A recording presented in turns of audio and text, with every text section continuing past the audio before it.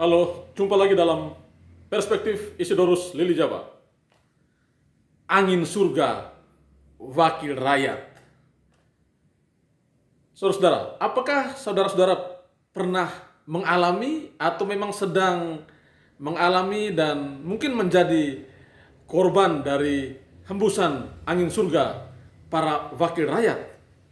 Ya, mungkin saja ada yang sudah mengalami dan sedang mengalami, ya, itu saya tidak tahu ya seperti apa yang Anda alami. Tetapi bahwa para wakil rakyat kita ya sering menghembuskan angin-angin surga, ya. Dan angin surga ini kadang-kadang membuat banyak orang terlena, terlelap, ya, terpesona, lalu akhirnya ya mengikuti apa yang disampaikan oleh para wakil rakyat itu. Tetapi pada akhirnya mereka tersadar ya bahwa angin-angin surga itu ternyata omong kosong, ya. Angin-angin surga itu ternyata tipu-tipu, dan kesadaran ya biasanya selalu datang terlambat. Tetapi itulah salah satu dinamika dari politik yang membuat politik itu selalu menarik ya, selalu mempesona. Dan salah satu faktor ya adanya hembusan-hembusan angin surga itu. Ya, saudara-saudara, tentu kita mungkin mengalami ya begitu banyak wakil rakyat kita ya, para politisi kita yang memberikan janji kepada masyarakat ya, bahkan dalam berbagai momentum seperti pada saat reses mereka datang ya, bertemu dengan konstituen, bertemu dengan masyarakat, berbicara di hadapan masyarakat, lalu menjanjikan sesuatu. Ya, saya akan membuat sekian di wilayah ini. Ya, atau kalau saya terpilih menjadi anggota DPR, saya akan melakukan 1, 2, 3 di lokasi ini. Ya. Atau saya sudah datang di sini, pasti saya akan melakukan apa yang menjadi harapan warga. Ya, tentu narasinya beragam ya, bisa dalam narasi yang berbeda. Tetapi memang angin surga itu kerap membuat orang terpesona, lalu akhirnya membuat orang percaya bahwa apa yang disampaikan oleh para wakil rakyat, apa yang disampaikan oleh para politisi itu pasti akan terwujud. Tetapi saudara-saudara, ya, realitas politik menunjukkan bahwa tidak semua janji politisi itu ditepati, tidak semua janji wakil rakyat itu dipenuhi. Karena ya itu tadi, seperti angin surga, mereka menawarkan mimpi-mimpi indah, ya, menawarkan harapan-harapan yang luar biasa kepada masyarakatnya. Tetapi justru itu tidak mereka wujudkan, justru itu mereka ingkari.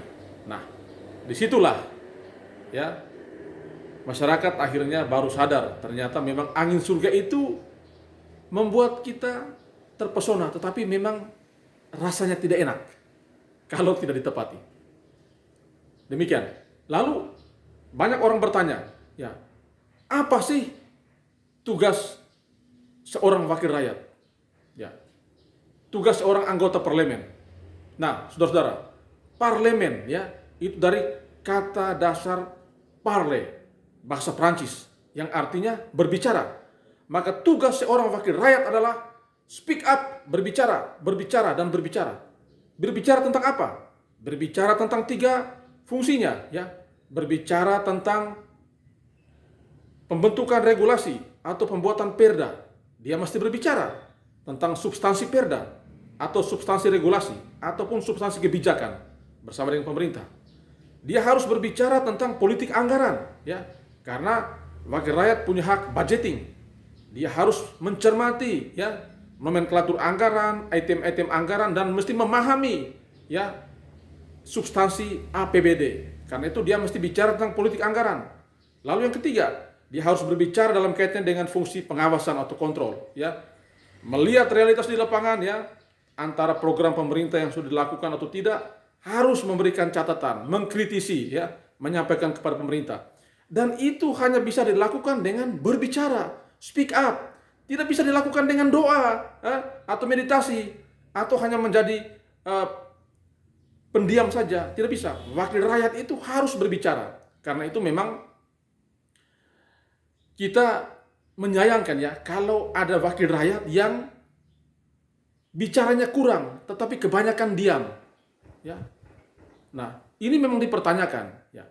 Kalau seorang wakil rakyat itu lebih banyak diam, maka ada beberapa kemungkinan. Yang pertama, ya, karena memang itu tabiatnya, wataknya. Yang kedua, karena dia tidak tahu mau berbicara apa, ya, dia tidak mau berbicara tentang substansi apa. Yang ketiga, dia tidak punya kapasitas, ya, tidak punya bekal, tidak punya modal untuk berbicara. Mungkin itu berkaitan dengan kapabilitasnya, ya, dia tidak punya kualitas itu. Lalu yang keempat, mungkin karena kepentingannya sudah terakomodir. Karena itu dia tidak perlu berbicara lagi, apalagi mengkritisi pemerintah. Karena menurut dia kepentingan saya sudah terakomodir oleh pemerintah, oleh eksekutif. Saya tidak perlu lagi mengkritik atau mengkritisi kebijakan pemerintah. Itu ada beberapa kemungkinan. Tetapi kita sebenarnya tidak ingin, ya, memiliki para wakil rakyat yang diam. Apalagi ada persoalan di masyarakat, ya, ada persoalan berkaitan dengan kebijakan, dengan politik anggaran, dengan berbagai program atau kegiatan pemerintah yang tidak berjalan maksimal, lalu wakil rakyat kita diam. Nah, saya jadi teringat, ya, seperti apa kata Martin Luther King, ya, silent is betrayal, ya. Diam itu adalah sebuah pengkhianatan. Nah, kalau wakil rakyat kita banyak diam, itu bisa jadi sebuah bentuk pengkhianatan.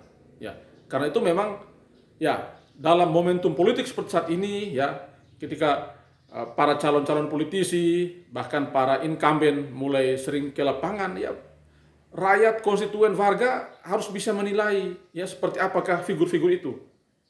Ya, apakah setelah diberi kepercayaan mereka betul-betul berjuang untuk rakyat atau memang berjuang untuk kepentingan diri sendiri. Apakah mereka memang mau berbicara untuk kepentingan banyak orang atau hanya mau berbicara karena itu berkaitan dengan kepentingan diri sendiri dan kroninya. Nah, itu yang menjadi pekerjaan rumah untuk rakyat, karena kedaulatan itu ada di tangan rakyat, ya.